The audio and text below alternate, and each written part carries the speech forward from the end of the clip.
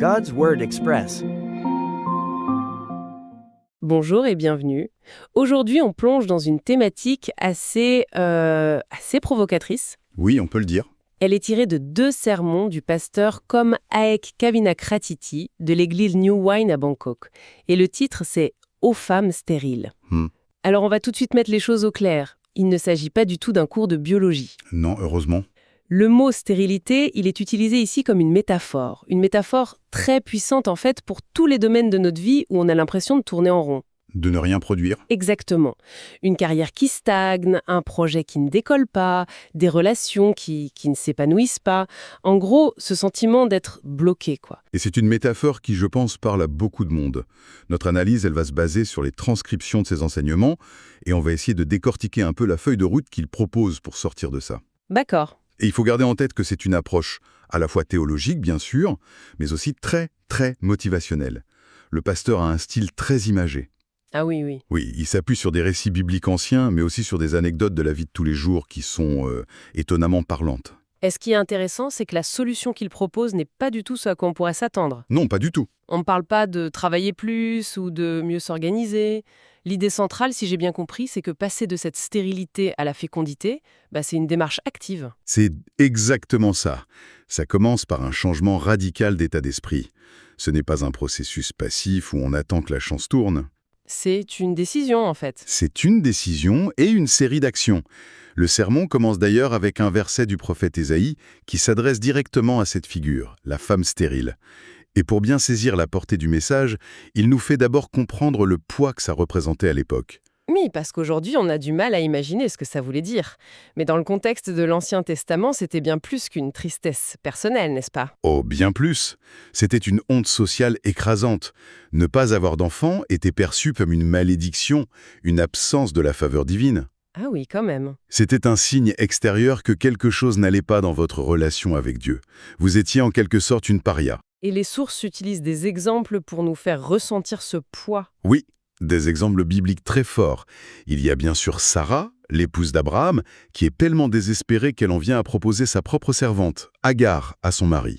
C'est un acte terrible. C'est un acte d'une abnégation qui montre à quel point son identité était anéantie.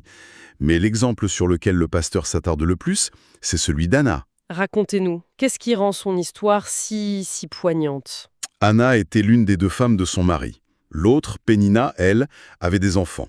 Et le texte dit qu'elle l'a tourmenté sans cesse, qu'elle l'a provoqué pour l'humilier. C'est affreux. Chaque année, lors du pèlerinage au temple, c'était le même rituel de torture psychologique. Pénina paradait avec ses enfants et Anna finissait en larmes, incapable même de manger. Ce n'était pas juste de la tristesse, c'était un harcèlement cruel et répété. C'est terrible. Mais comment est-ce que le sermon arrive à rendre cette souffrance si ancrée dans une culture ancienne, pertinente pour nous aujourd'hui? Et c'est là que ça devient vraiment fort. Il utilise une anecdote contemporaine, le dîner du Nouvel An chinois. D'accord. Imaginez la scène. Toute la famille est réunie. Et à cette table, il y a une personne qui est la moins prospère de toutes. Quand ses cousins parlent de leur voyage en Europe, des rues sales en Italie comparées à la Suisse, cette personne, elle, n'a jamais quitté le pays. Je vois très bien la situation. Quand elle ose recommander un restaurant, on lui répond avec un sourire condescendant. « Ah non, c'est trop bon marché !» Chacune de ses opinions est balayée. Chacune de ses idées est moquée. À cette table, c'est elle, la stérile. Waouh. L'image est brutale, mais incroyablement juste. On a tous ressenti ça un jour, ce sentiment de ne pas être à la hauteur. Et pour lier les deux, l'histoire ancienne et l'anecdote moderne, le sermon introduit un mot hébreu, shana. Shana. Oui. Ça signifie année après année, ou même toute une vie. C'est ce qui décrit le supplice d'Anna. Ce n'était pas une moquerie ponctuelle, c'était un état permanent.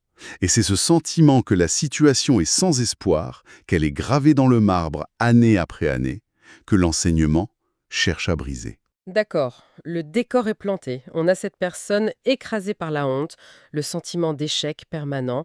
On s'attendrait à un conseil du genre « fais un plan, travaille plus dur ». Oui, les conseils habituels. Mais j'ai lu dans les notes que la première étape proposée, c'est chanter. Ça semble complètement fou. Expliquez-moi les logiques. C'est totalement contre-intuitif. Et c'est pour ça que c'est si puissant. La première instruction d'Isaïe, c'est « chante avec joie, toi qui es stérile ». Pousse des cris de joie. poussent des cris de joie. Face au désespoir, la première action demandée est une célébration. Et le pasteur insiste sur les mots « éclate en chant de joie, chante fort ». Il ne s'agit pas de fredonner timidement dans son coin. Mais n'est-ce pas une forme de déni, faire semblant que tout va bien alors que tout va mal? C'est la question que tout le monde se pose. Et le sermon y répond avec une analogie géniale, celle du gagnant de loterie. Ah, Imaginez, les numéros sont annoncés à la télé. Une personne vérifie son ticket et réalise qu'elle a gagné le gros lot. Que fait-elle? elle hurle, elle saute partout, elle pleure. Exactement. Elle appelle toute sa famille. Pourtant, à cet instant précis, l'argent n'est pas sur son compte en banque. Elle n'a pas encore touché un seul centime. Non, c'est vrai. Mais la joie est déjà là, totale, sans réserve. Pourquoi? Parce que la promesse est certaine. La joie précède la réception physique de la bénédiction. Je vois.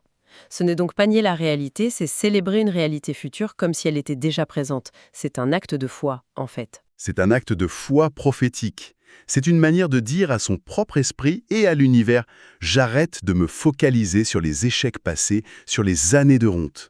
Ne pense pas aux choses anciennes, c'est ça? C'est ça. Au lieu de ça, on adopte une posture de réception joyeuse. C'est comme si on ouvrait la porte et les fenêtres de son cœur pour laisser entrer le changement.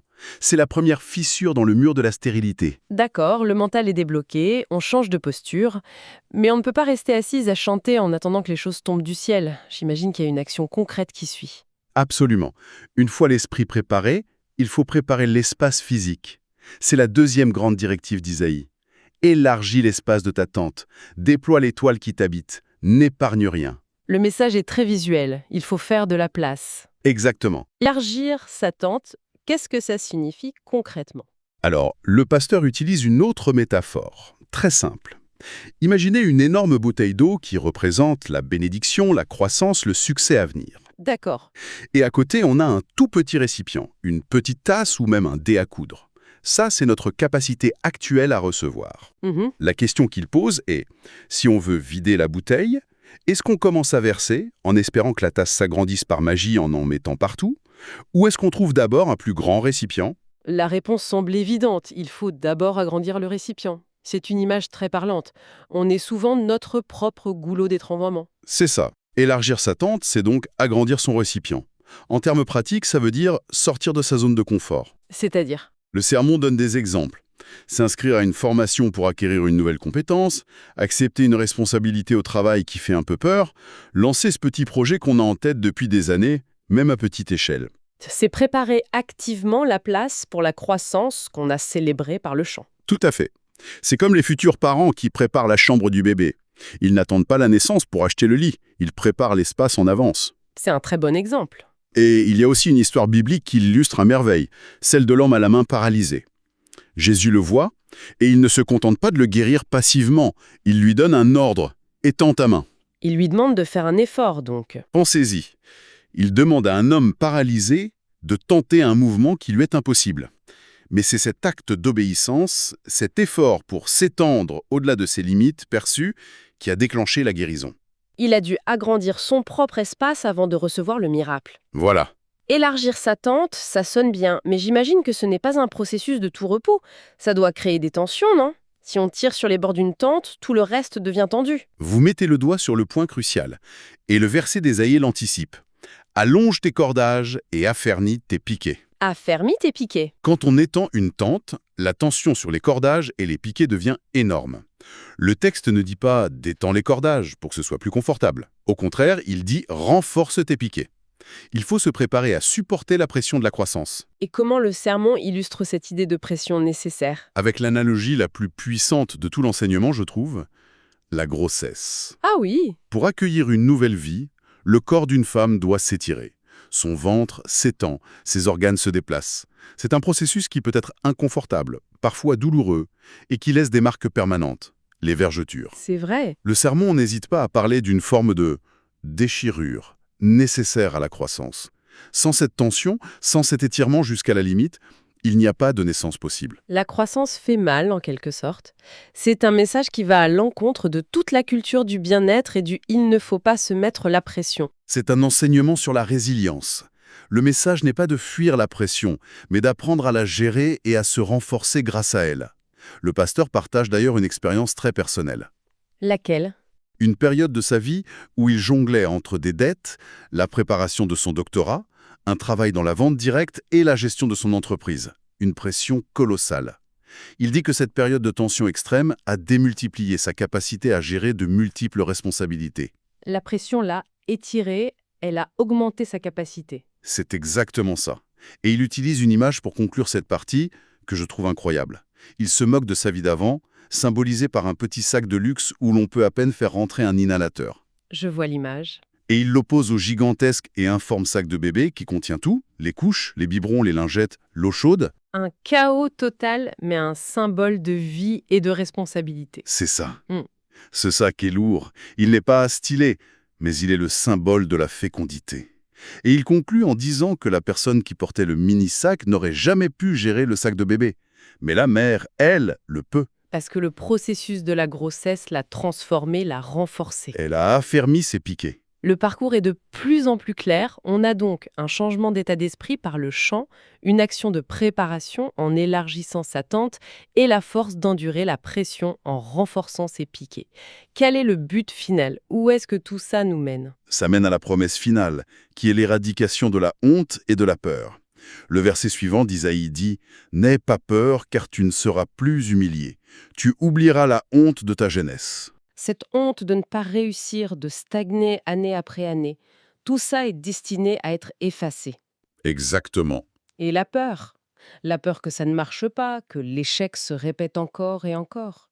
C'est l'ennemi ultime à vaincre, selon le sermon.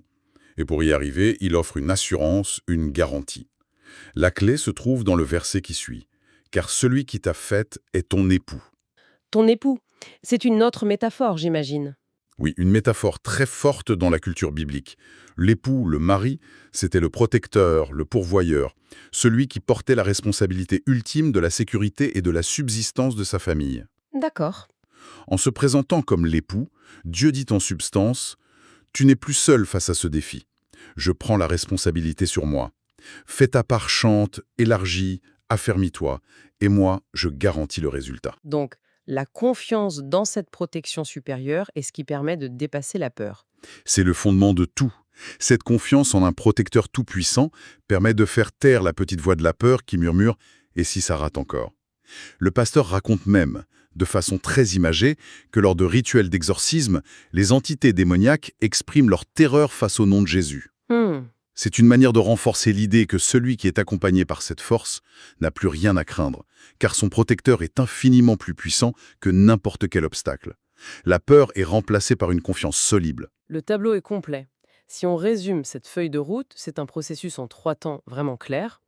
Premièrement, on pirate son propre état d'esprit en passant de la lamentation à la célébration anticipée, en chantant. Deuxièmement, on passe à l'action préparatoire. On n'attend pas passivement, on agrandit activement sa capacité à recevoir. On étend sa tente. En sortant de sa zone de confort. C'est ça. Et troisièmement, on apprend à endurer la croissance. On accepte la pression qui vient avec l'expansion et on se renforce sous cette tension, on affermit ses piquets. C'est un véritable mode d'emploi pour transformer les zones arides de sa vie en terre fertile. C'est une excellente synthèse. Et pour laisser notre auditeur avec une dernière pensée, il y a une idée sous-jacente qui est peut-être la plus profonde. Le sermon ne présente pas la fécondité uniquement comme une bénédiction à recevoir, mais comme une responsabilité à gérer. Ah, c'est intéressant. Le pasteur le dit explicitement. Plus de puissance implique plus de responsabilité. La croissance n'est pas la fin des problèmes, c'est l'arrivée de problèmes d'un autre calibre. Le grand sac de bébé est bien plus lourd que le petit sac à main. Précisément. Et cela amène à une question finale à méditer, une sorte de retournement de perspective. Peut-être que la bonne prière n'est pas toujours « Seigneur, enlève-moi ce fardeau ». Parfois, la bonne approche, celle que ce sermon suggère, serait plutôt de demander